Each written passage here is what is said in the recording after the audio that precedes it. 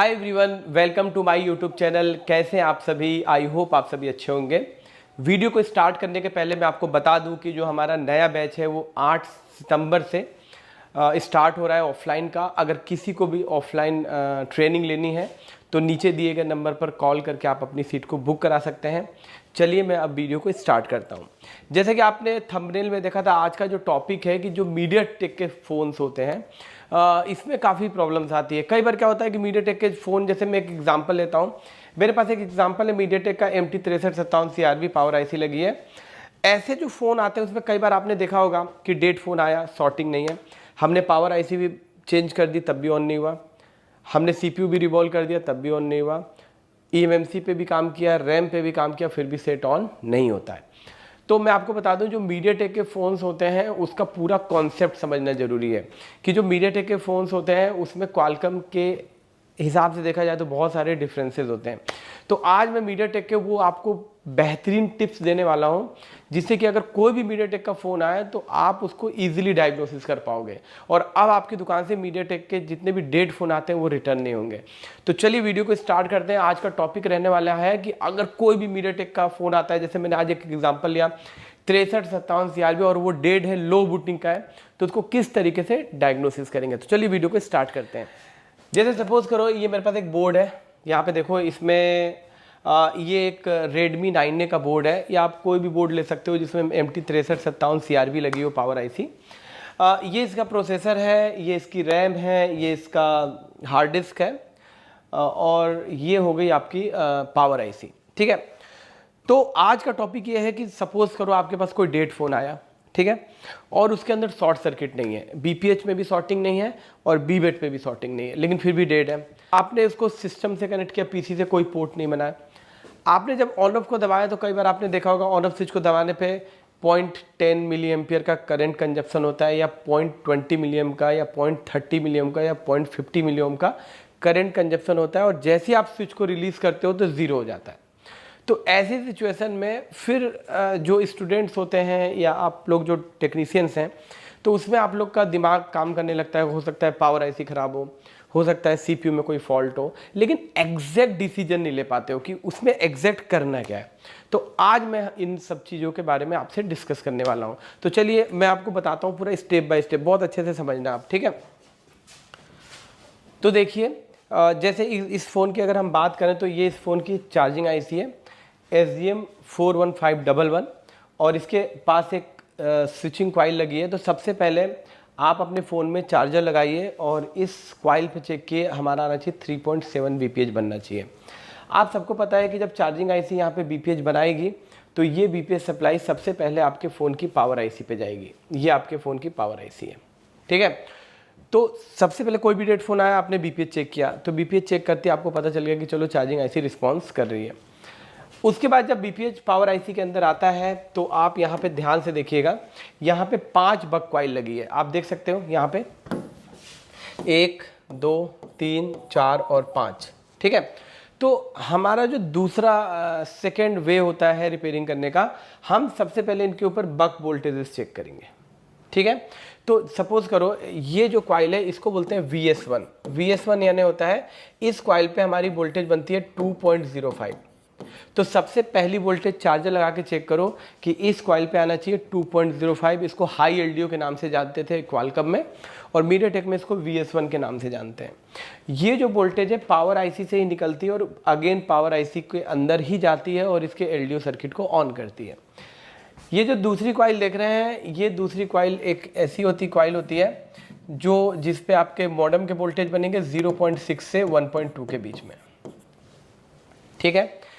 तीसरी कॉइल जो होती है, हो सकता है कोर की वोल्टेज बने 0.6 से 1.2। जितने भी CPU पे वोल्टेजेस जाएंगे उसके लास्ट जो होगा मैक्सिमम वोल्टेज 1.2 से ज़्यादा नहीं होगा, इसीलिए मैंने लिखा है 0.6 से 1.2। उसके बाद से एक V-Proc की वोल्टेज बनती है, ये भी बनती है 0.6 से 1.2। मतलब ये जो तीनों कॉइल आप देख रहे हो, ये तीनों कॉइल पे की जो वोल्टेजेस बनेंगी, एक बनेगी V-Core CPU के लिए 0.6 से 1.2, एक बनेगी V-Proc वोल्टेज फॉर प्रोसेसर, ये भी कोर के लिए होती है, CPU के लिए 0.6 से 1.2, और एक बनेगी मॉडेम की, ठीक है, ये भी CPU के लिए जाएगी 0.6 से 1.2। तो ये तीनों वोल्टेज बनना एकदम कंपलसरी है, ये बननी चाहिए, और ये तीनों वोल्टेज सीपीयू के अंदर जाएगी। और जो ये पांचवी कॉइल है ना, इसको हम बोलते हैं वीपीए। इसको बोलते हैं वीपीए, मतलब वोल्टेज फॉर पीए। ये 4G पीए के लिए रिक्वायर्ड वोल्टेज है। तो ये जो वोल्टेज है नहीं बनती है। अगर आप किसी भी डेड फोन को रिपेयर करोगे तो इस कॉइल पे 2.05 बनेगी, इस कॉइल पे 0.6, 0.6, 0.6 से 1.2 तीनों पे बनेगी, और इस कॉइल पे कोई भी वोल्टेज नहीं बनेगी। ये बनेगी सिम लगाने के बाद। तो डेफिनेटली आपका फ़ोन डेड है, तो इस वोल्टेज की अभी हमें कोई ज़रूरत नहीं है। तो सबसे पहला हमारा कॉन्सेप्ट तो यही कहता है कि आप पूरी बग को चेक करो। ठीक है, अब सपोज करो आपने बग चेक किया, ठीक है, मान लो बग बन गई, ये पूरी बग बन गई, यहाँ पे पूरी बग बन गई। या फिर हो सकता है कि ये बग बन तो गई, कांपती है, जैसे 2.05 आया, फिर ड्रॉप हुआ, फिर आया, फिर ड्रॉप हुआ, फिर आया, फिर ड्रॉप हुआ। इसको बोलते हैं फ्लैक्चुएशन। अगर इसमें कोई भी बग फ्लैक्चुएट होगी ना, तब भी आपका सेट ऑन नहीं होगा, और अगर बग नहीं बनेगी तब भी सेट ऑन नहीं होगा, है ना। तो यहाँ पे सबसे पहला स्टेप होता है कि बग चेक कर लो। तो पांचों बग की मैंने आपको डिटेल दे दी, ठीक है। अब देखो इसके बाद क्या होता है, जब ये पूरी बग बन जाती है, मान लो ये पूरी बग आपने चेक की बन गई, ठीक है, तो क्या होता है कि जो मीडियाटेक की 6357 CRB होती है ना, ये मीडियाटेक प्लेटफॉर्म की आईसी है, और ये पूरे वोल्टेज बनाने के लिए कैपेबल नहीं है। जैसे आपको याद होगा जो क्वालकॉम के फ़ोन्स होते हैं उसमें लो एलडीओ भी बनता है, लेकिन यहाँ पे आप देखिए आईसी ने कहीं पे लो एलडीओ नहीं बनाया, यानी 1.3 की वोल्टेज नहीं बनाया। लेकिन हर फ़ोन में आप देखोगे एक हाई एलडीओ बनता है और एक लो एलडीओ बनता है, लेकिन इसमें आपने देखा कि यहाँ पे 2.05 का हाई एलडीओ तो बन गया, लेकिन लो एलडीओ नहीं बना। तो मीडियाटेक की ये जो आईसी आप देख रहे हो ना, ये इतनी कैपेबल नहीं है कि ये पूरे वोल्टेज को बना पाए। तो जितने भी फ़ोन आपके पास आएंगे जिसमें MT 6357 CRB लगी है ना, इसके अंदर एक्सटर्नल बक कन्वर्टर लगा होगा। एक्सटर्नल बक कन्वर्टर का मतलब होता है कि ये आईसी अकेले पूरी वोल्टेज नहीं बना सकती है, इसीलिए कंपनी ने इस पे लोड नहीं दिया। कंपनी ने सोचा यार अगर पूरा लोड इस पे दे देंगे तो हो सकता है शॉर्ट कर जाए, सस्ती आईसीज होती हैं। तो कंपनी ने क्या किया कि पावर आईसी को लगाया और इसका कुछ काम दूसरी आईसी को सौंप दिया कि भैया कुछ काम जो है ना तुम संभाल लो, इसके बस की बात नहीं है, ठीक है। तो वो जो कुछ काम संभालने वाली आईसी है उसको बोलते हैं एक्सटर्नल बक कन्वर्टर, मतलब वो भी पावर आईसी का एक पार्ट है, ठीक है। तो आप देखोगे जब भी फ़ोन को रिपेयर करोगे ये 6357 CRB, तो आप एक इस तरीके की आईसी मिलेगी जिस पे लिखा होता है Z03। आप देख रहे हो ये 8 पिन की एक आईसी है, यहाँ पे ये देख रहे हो, ये 8 पिन की जो आईसी है, ये आईसी क्या करती है कि ये लो एलडीओ बनाती है। तो एक बार इसको मैं ना सर्किट के थ्रू आपको एक्सप्लेन करता हूँ, सर्किट के थ्रू आपको ज़्यादा समझ में आएगा कि ये आईसी क्या काम करती है और इसके आगे का स्ट्रक्चर कैसा है। तो आइए मैं आपको एक बार सर्किट के थ्रू समझाता हूँ। देखिए मैंने आपके लिए एक सर्किट डिज़ाइन किया हुआ है। अगर इस कॉन्सेप्ट को आप समझ गए ना, तो मीडियाटेक का 6357 CRB वाले जितने भी फ़ोन है रिटर्न नहीं जाएंगे डेड में। देखिए सबसे पहले मैंने आपको समझाया कि ये चार्जिंग आईसी है, इसने यहाँ पे बीपीएच को बीसीज बोलते हैं, मीडियाटेक में बीपीएच बनाया और इसने दिया पावर आईसी को, ठीक है। अभी आपको मैंने थोड़ी देर पहले बताया कि पावर आईसी के पास 5 कॉइल लगी थी, बक कॉइल। तो देखिए यहाँ पे मैंने 1 2 3 4 और 5 बक कॉइल बना दी, ठीक है। तो देखिए पहली बक बनाती है मॉडेम की जो सीपीयू को जाती है 0.6 से 1.2, दूसरी कॉइल बनाती है वी कोर की 0.6 से 1.2, तीसरी कॉइल बनाती है वी प्रॉक की, ये भी सेम 0.6 1.2। ये तीनों वोल्टेज बन के सीपीयू के अंदर जाती है। चौथी वोल्टेज होती है BPA, voltage for PA, 4G पीए के लिए। तो इसको अपन को चेक नहीं करना है, ये तो सेट ऑन होने के बाद की बात है। पांचवी जो वोल्टेज होती है इसको बोलते हैं VS1 2.05, जिसको हम हाई एलडीओ के नाम से जानते हैं, ठीक है। तो अगर ये पांचों वोल्टेज बन गई पावर आईसी में, अपन चार्जर इंसर्ट करके चेक करेंगे, ध्यान रखना। तो इसका मतलब हम समझते हैं कि मीडियाटेक 6357 CRB का बक सर्किट ठीक है, अभी पावर आईसी पे काम करने की जरूरत नहीं है। और अगर अभी भी आपका फ़ोन ऑन नहीं हुआ तो आप एक दिमाग में रखना एक चीज़ कि अभी और भी पावर आईसी के और भी डिपार्टमेंट्स बाकी हैं, ठीक है। अब देखो, अब कंपनी एक 8 पिन का एक्सटर्नल बक कन्वर्टर लगाती है, जो अभी मैंने आपको बोर्ड में दिखाया। 8 पिन की एक आईसी होती है और इसकी पहचान होती है कि इसके ऊपर Z03 लिखा होता है और यहाँ पे एक बक कॉइल भी मिलती है। तो आप ध्यान से देखो क्या होता है कि इस आईसी को क्यों बनाया गया। इस आईसी को इसीलिए बनाया गया कि एक और वोल्टेज ऐसी है जो पावर आईसी नहीं बना रही है, तो वो काम इसको सौंप दिया कि भैया तू बना ले, ठीक है। तो ये आईसी देखो 8 पिन की है, कैसे काम करती है समझना। देखिए कंपनी ने ये जो 8 पिन की आईसी लगाई है ना, मैंने आपको दिखाई थी बोर्ड में, इसके ऊपर लिखा होगा Z03, इसके पास एक कॉइल भी लगी होगी। तो कंपनी क्या करती है, इस आईसी को एक बीपीएस सप्लाई दे देती है, ठीक है, चार्जिंग आईसी से एक बीपीएस दे देती है। और जैसी पावर आईसी हाई एलडीओ बनाती है VS1 2.05, तो ये वोल्टेज जैसी इस आईसी को मिलती है तो ये अनेबल हो जाती है, मतलब इसको पता चल जाता है कि मुझे काम करना है। और जैसे ही आईसी अनेबल होगी और यहाँ पे बीपीएच मिलेगा ना, तो तुरंत यहाँ से एक वोल्टेज आउट कर देती है आईसी, और ये वोल्टेज होता है 1.4। ठीक है, इसको बोलते हैं लो एलडीओ। ठीक है, आपने अगर क्वालकॉम चिपसेट पढ़ा होगा तो उसके अंदर एक हाई एलडीओ बनता था और एक लो एलडीओ बनता था। तो लो एलडीओ को, हाई एलडीओ को इसमें VS1 बोलते हैं, और लो एलडीओ को इसमें VS2 के नाम से जानते हैं। देखिए यहाँ पे लिखा है VS2 1.4 वोल्ट। तो यहाँ पे क्या कॉन्सेप्ट था कि ये काम इसको करना चाहिए था, लेकिन कंपनी ने ये काम इसको दे दिया, है ना। क्यों? क्योंकि ये आईसी के ऊपर लोड ज़्यादा है, अगर ये काम नहीं कर सकती इसीलिए अलग से एक आईसी लगा दी।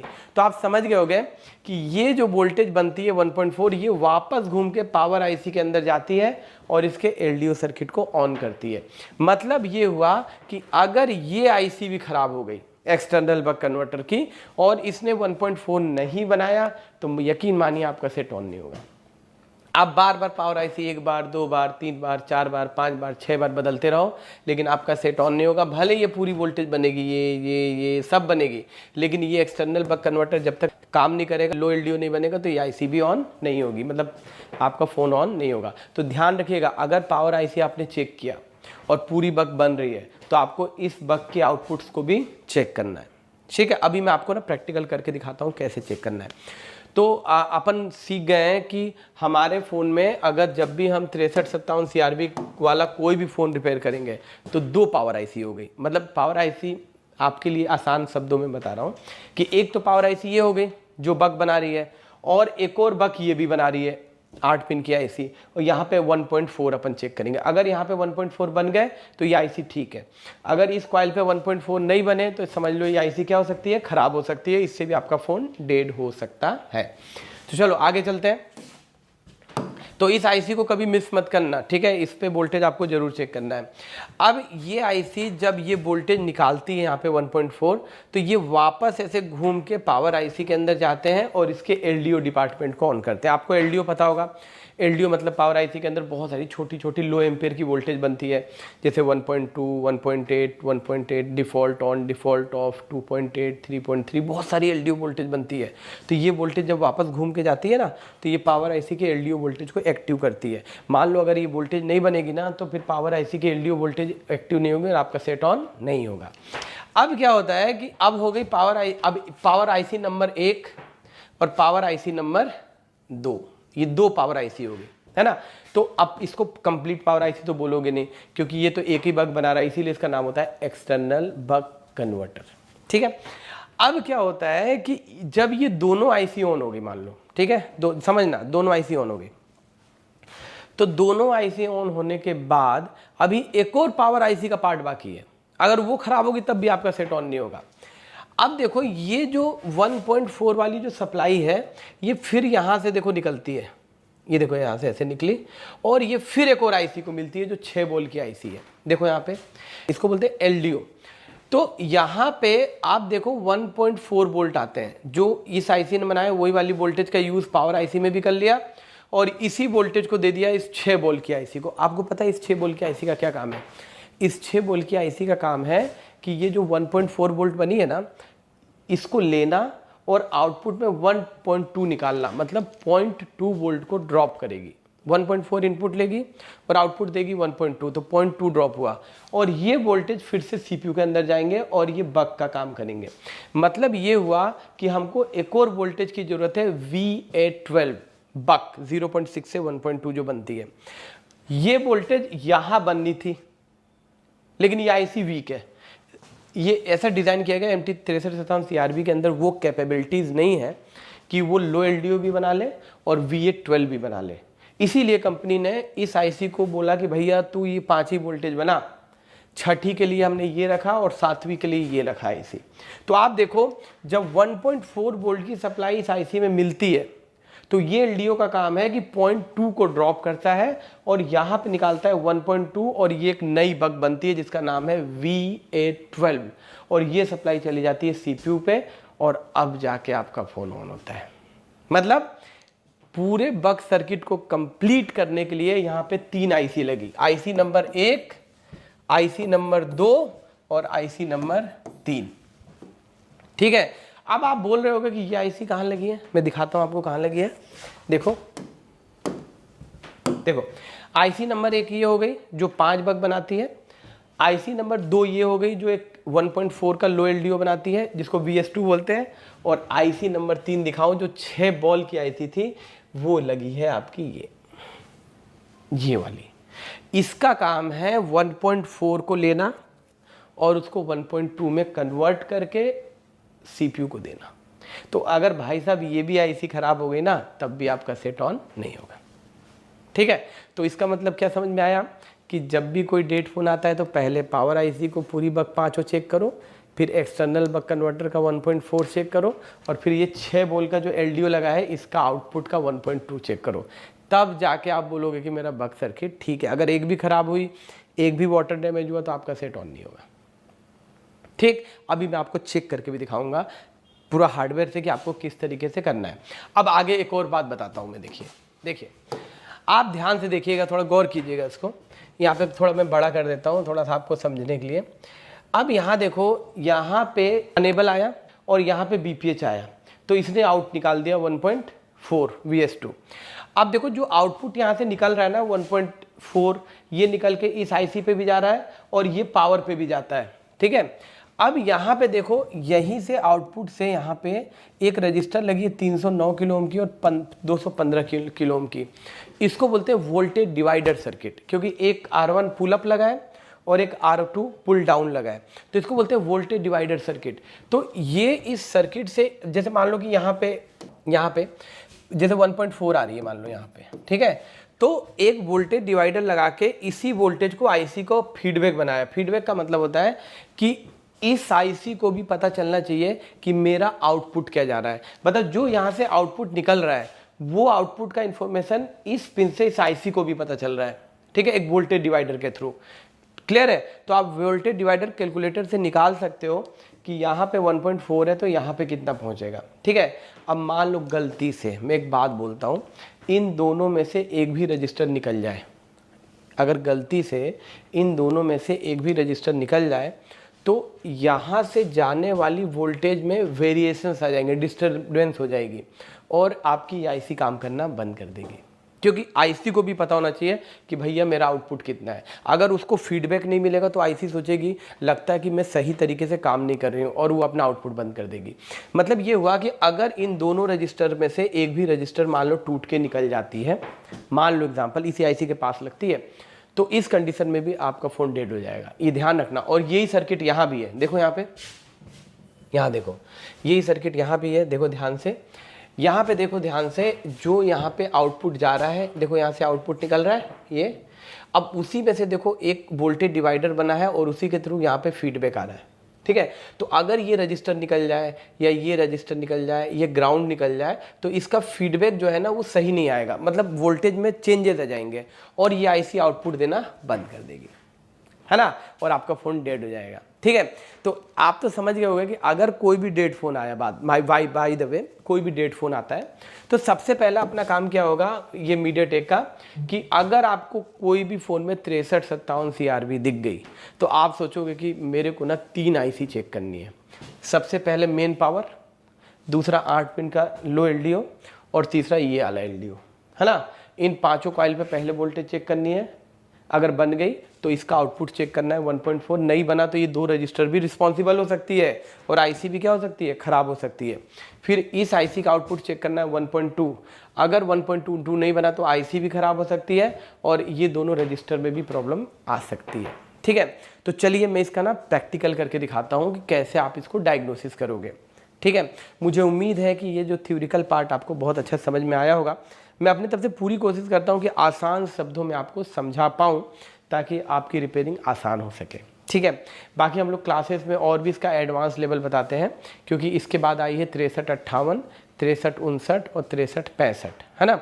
तो अब अपन क्या करते हैं कि अब चलते हैं, इसका मैं आपको एक बार प्रैक्टिकल करके दिखाता हूँ कि कहाँ पे कितनी वोल्टेजेस आती हैं। देखिए सबसे पहले हमारा पहला जो टास्क होना चाहिए, कोई भी डेड फ़ोन आए तो सबसे पहले हमको ये जो हमारी चार्जिंग आईसी है आप देख सकते हैं ये वाली, तो अपन को यहाँ पे सबसे पहले अपन को चेक करना है BPH बन रहा है कि नहीं। तो मैं ब्लैक वाली पिन ग्राउंड में लगा के और यहाँ पे BPH चेक करता हूँ। तो आप देख सकते हो 4.2 का BPH बन गया है। BPH बनने के बाद हमारा दूसरा काम होना चाहिए, देखिए मैंने चार्जर लगा रखा है, मैं आपको दिखा दूँ, देखिए चार्जर लगा के ही चेक करना है, तभी आपका पावर IC ट्रिगर होगा। अब यहाँ पे देखिए 5 कॉइल लगी है, तो जब भी कोई डेड फ़ोन आए तो आपका सबसे पहला काम होना चाहिए कि इसकी बग चेक करना। तो बग कैसे चेक करेंगे, देखिए सबसे पहले आप चेक करो ऐसे करके, देखिए 2.05 ये है VS1 जिसको हम हाई LDO बोलते हैं, बन गया। अब देखो ये जो वोल्टेज बन रही है इसमें कोई ना फ्लैक्चुएशन नहीं होनी चाहिए, देखो ध्यान से, देखो यहाँ पे कोई फ्लैक्चुएशन नहीं होनी चाहिए, देखो एकदम स्टेबल बननी चाहिए, देखो बन रही है। दूसरी वोल्टेज देखो चेक करते हैं, 0.6 से 1.2 के बीच में बनती है, तो देखो यहाँ पे 0.8 मतलब ठीक है, स्टेबल है। तीसरी वोल्टेज देखो चेक करते हैं, 0.6 से 1.2 ये भी ठीक है, एक होगी कोर एक होगी मॉडेम, और एक और वोल्टेज हम चेक करते हैं 0.6 से 1.2 ये होगी VPROC या कोई हो सकती है, 3 वोल्टेज CPU में जाती है 0.6 से 1.2, देखो तीनों बन गई।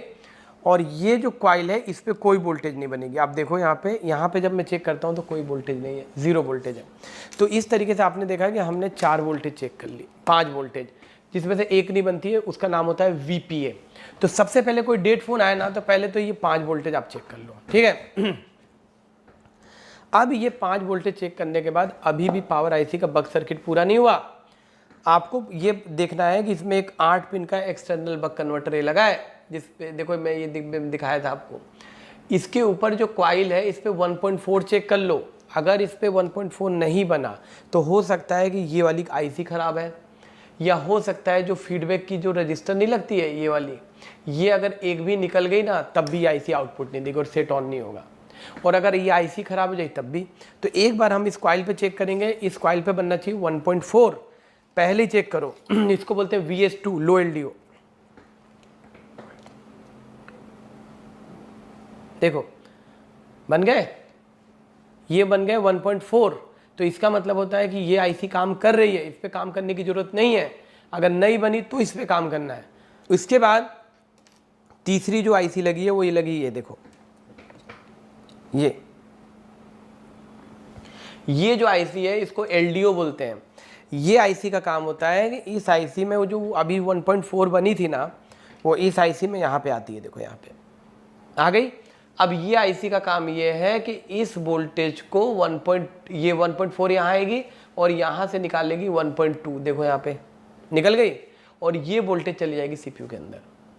तो अगर ये वाली IC भी खराब हो गई, ये वाली, और यहाँ पे 1.2 नहीं आया तो फिर आपका सेट ऑन नहीं होगा।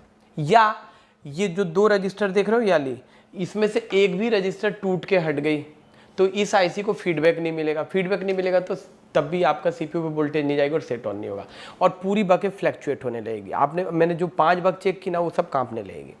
कई बार आप लोग यहाँ से सील उखाड़ देते हो, यहाँ पे सील उखाड़ देते हो, तो ये रजिस्टर का ग्राउंड निकल जाता है, और जैसे ग्राउंड निकलेगा तो फीडबैक मिलना बंद होगा और ये आउटपुट देना बंद कर देगा, सेट आपका डेड हो जाएगा, ठीक है। तो इस तरीके से आपने देखा कि एक MediaTek 6357 CRV वाले फ़ोन में आपको 3 IC की आउटपुट्स को चेक करना पड़ता है। कैसे करना पड़ता है मैंने बता दिया, लेकिन अभी भी बहुत सारी चीज़ें हैं इसमें एक डेड फ़ोन को रिपेयर करने के लिए। तो आज जो मैंने आपको सर्किट बताया है ये बहुत इंपॉर्टेंट रोल प्ले करता है, आप यकीन मानिए, आप इसको अच्छे से स्टडी कीजिए, आपको बहुत सारे फ़ोनों में इसी सर्किट में कोई ना कोई फॉल्ट मिल जाएगा, और इसमें से एक भी IC खराब हुई तो सेट ऑन नहीं होगा, ठीक है। तो इसी तरीके के अगर एडवांस लेवल के, इससे भी एडवांस लेवल के डेड फ़ोन की रिपेयरिंग अगर आपको सीखना है तो हमारा जो इंस्टीट्यूट है वो बदरपुर दिल्ली में है, और सेलफोन सोल्यूशन आप देख ही रहे हैं, आप हमारे इंस्टीट्यूट को ज्वाइन कर सकते हैं ऑफलाइन में, और हमारा जो नया बैच मैंने बता दिया 8 सितंबर से स्टार्ट हो रहा है। तो इसी तरीके की इन्फॉर्मेटिव नॉलेज अगर आपको लेना है तो प्लीज़ वीडियोस को सब्सक्राइब कीजिए, लाइक कीजिए और शेयर कीजिए और इन्जॉय करते रहिए। तो चलिए दोस्तों, फिर से मिलेंगे नेक्स्ट वीडियो में, तब तक के लिए आपका बहुत बहुत धन्यवाद।